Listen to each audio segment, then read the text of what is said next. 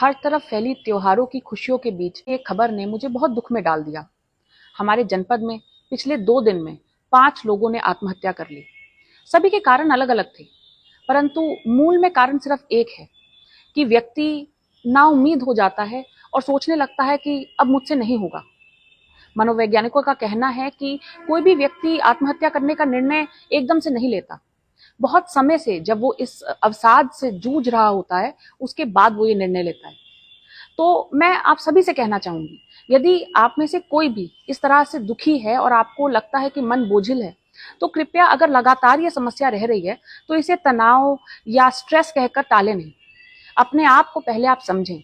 जैसे हमारी शरीर की बीमारी को दूर करने के लिए हम डॉक्टर के पास जाते हैं, वैसे ही यदि मन में डिप्रेशन जैसा आपको लग रहा है तो जरूर डॉक्टर के पास जाइए, अपने अपनों से बात करिए। आपका जीवन बहुत कीमती है, उसको इस प्रकार से हमें खत्म करने का कोई अधिकार नहीं है।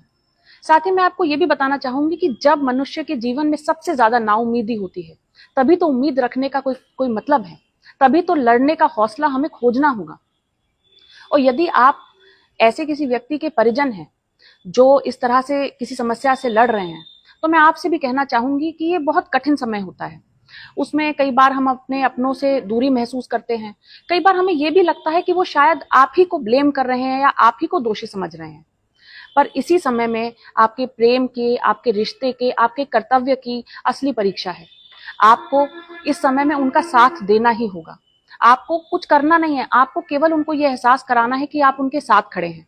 उनको प्रेरित करना है कि ऐसे समय में डॉक्टर का जरूर सहायता लें।